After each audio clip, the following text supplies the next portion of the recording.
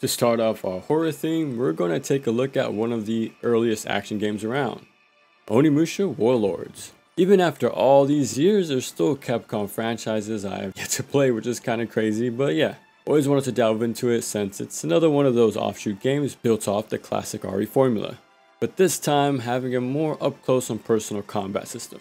This is Combat Overview. Here we go over the general controls, the main mechanics, who or what we use them on, and then seeing how it all comes together. I'm sure we all know the history by now, how RE4 led to the creation of DMC, but so did Onimusha. It helped play a part in that because during its development there was a glitch where hitting enemies would actually juggle them, which was later repurposed to help define DMC1's combat. And we all know how that went for DMC, but what about Onimusha? I'm not too sure what we have here, but let's find out. So as we go through the game, we'll get 3 swords to swap between a lot for some situational uses. Electric Katana is an all-rounder pick, just well balanced with solid range, speed, and damage. Fire Broadsword that's slower but hits a lot harder with its further range. And our dual-bladed sword that's a bit stubbier but extremely fast with its multi-hitting attacks to win any scramble and crowd control. They each have their basic combo that'll loop back into itself doing what they do best. No heavies to chain into, but each weapon has a forward and back directional attack while locked on. That forward attack acts as a poke. Good way to play footsies with enemies, keeping them at bay so you don't have to overextend yourself. Just useful to avoid any sticky situation. And comboing into it will instead do this powerful finisher to floor them. That back attack will do this kick. It's a great get off me option and you can combo into it as well, which also guard breaks enemies and floors them too. Might have the same result, but you're trading damage for this faster kick. From here, this sets up our down stab just by attacking them while floored. Just keep in mind there's no iframes on it, so it was almost Ninja Gaiden's OT before OT. Still pretty useful though. Alright, like I said, there's no enders, but each sword has their own unique, fully invulnerable magic attack. Katana has this combo focusing on a single enemy. It does end with a narrow but powerful lightning strike to finish them off, which has a chance to hit anyone else who's extremely close by. Broadsword will toss out this forward cone-shaped attack. It clears any crowd in front of you, doing some great crowd control from afar. And that dual-bladed sword will toss out this multi-hitting tornado to get rid of any nearby enemies instantly. So depending on your or the enemy's positioning, one will be better than the other, but each have their own distinct role to play. Onto defenses, we have our side and back steps to reposition on a dime, doing some crazy footwork to maneuver around enemies while locked on. Either to back off, creating some space, or to do the side steps to avoid vertical attacks. Yeah, there's some importance on attack hitboxes. Just another layer of pattern recognition to pick up on. We also have ourselves a block, and it's a lot stronger than you think. There's no chip damage to your health, it covers all angles, having you snap towards whoever attacks you. Majority of enemies' attacks won't shatter it either. Some large enemies can guard break it and follow up with the combo, or these larger armor guys command grabbing you or being overly defensive. But yeah, don't be afraid to block because it's a useful tool. Keep in mind, you can't sidestep or move in general while blocking. So you're committed to hold your ground, to guard, but hey, say they're too long and you're just gonna let enemies surround you for free. So there's some give and take here. And of course, the star of the show, Eascent counters. Okay, there's 2 kinds we get to use as soon as we get the timing down, because these are pretty skill based. Well, to start with the more approachable one, the perfect block. You have to just defend, guarding at the last possible moment to deflect. You know it was done successfully, shown by this ring, bubble, poof, shing on contact.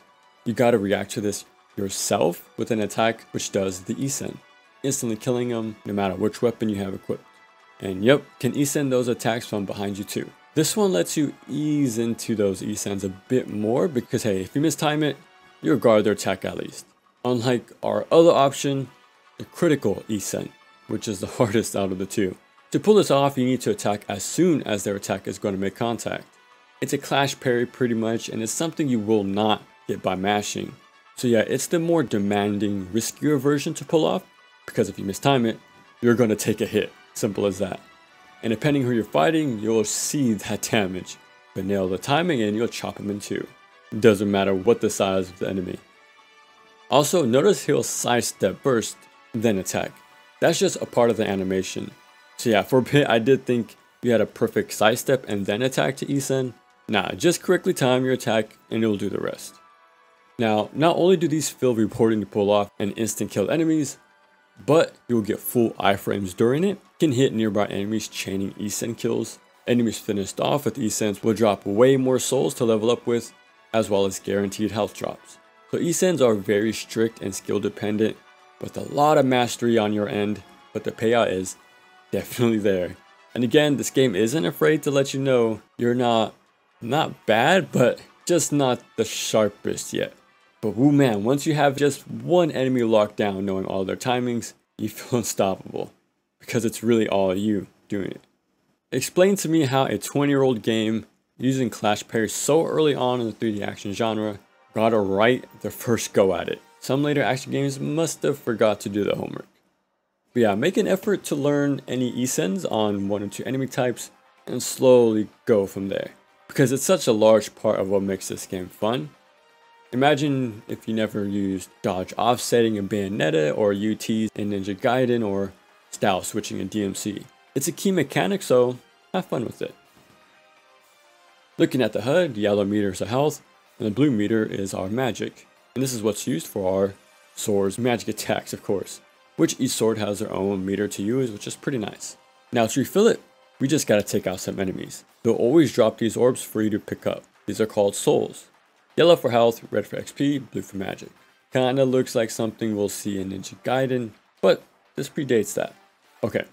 To pick these up, we can't just walk up to them.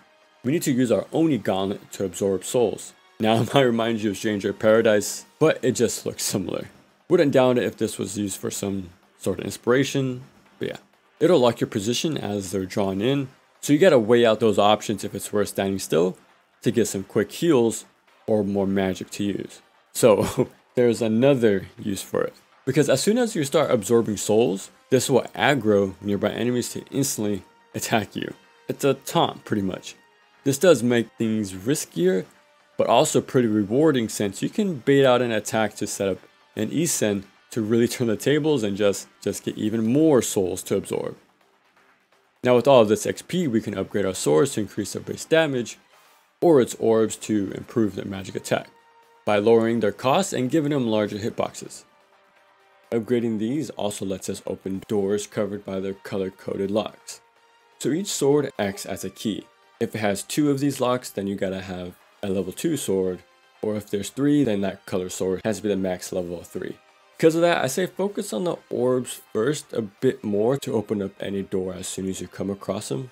And trust me when I say these are far from something like Samurai Champloo. Since it's not random when we get these resources, and the XP we do get is all based on our skill. Because if you can get Isens consistently, or know how to manage a group to chain souls from these ghost enemies, then you'll be more than fine. Like right here, for example, I had so many souls to spend, I was able to completely max out the starting sword within the first 20 minutes. So it's not a slog to get these open. But yeah, as you're doing that, collecting all these souls, you'll even upgrade your gauntlet just by doing that. So it's like a proficiency leveling up system. And doing this will make its absorption stronger, pulling things in faster, and will give you a bit more off a single soul. So even this will add towards making the process a bit faster. To make things even easier to get souls, there's something called the Dark Realm. It's a side area with 24s of set waves of enemies to take down, each one increasing in difficulty. It's a Bloody Palace before Bloody Palace. This is completely optional, but for the amount of souls you get in here, and your reward being this key to unlock the best weapon in the game, I think it's pretty worth it. And for another tip, you can spend a whole bar of XP to upgrade an herb into a medicine, going from a small heal to a full-on one. When it comes to enemies, we start off with foot soldiers. They have this long enough overhead wind up to practice Isens. They also have this battle cry before charging your head on. And I swear the critical Isen window for this attack is a lot larger than most, so yeah, just help you get used to it. These spiked enemies with cleavers. Honestly, they were the easiest to practice Isens for me. They just have great tells. But yeah, we'll do a noticeable overhead swing. They also have this rolling attack. It's a bit tricky to Isen. I got one here, but we still traded. It's possible though, but I usually just block these. Ninjas who are very agile. They like to hang back just far enough to leap at you when you give them an opening. or do this full screen dash that if blocked leaves them staggered long enough to punish them. To get the most out of an opening with these guys, I like to go straight into that finisher or into the kick. To either take them out right then and there or at least set up a down stab. There's a more aggressive elite version later on who will sharpen their blades before tossing them. They still do the same leaps but now have shadow clones to mix you up, and yeah, the kick is still useful on these guys. These ones with tentacles, killing them with slashes will have a multiply, but if you use fire or wind, you'll just take them out right then and there, or you can just use sun. Bugs who like to be in groups usually, they'll lean back before doing this forward poke. Simple attacks and easy escents. They can't be kicked though, so they're going to march you down. Samurai who pretty much tank all your basic slashes, attacking you mid-combo, punishing your mashing. You can bait it out and escend back, but of course, use the electric magic attack instead, stun locking him, instantly taking him out right then and there.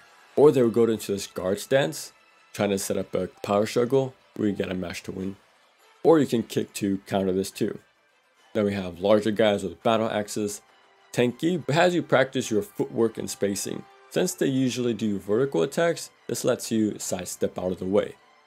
These ghost-like enemies will actually absorb any souls before you possibly can. Cool thing is though, when they do this, it actually multiplies them. So if you kill an enemy at a time, they'll drop all of them and then some. And when there's multiple of them, you can chain these back to back to get a crazy amount of souls extremely early on too. But take too long and they'll teleport away, taking it all with them. So it's best to use the fire sword since it ends with a high reaching ender. And if they're a bit too far, you can use a Oni gauntlet to bring them in closer, or use your bow and arrow. Damn, for such an early action game, its enemy variety is damn solid. Again, this is 2001 we're talking about. We're in the really early stages of the genre and they're showing everyone how it's done. And with the game's mechanics, it just gives them even more ways to approach them all in a few ways. From escents, sidesteps, weapon types, their magic, and so on. And toss in environmental hazards in select rooms to mix things up, because why not?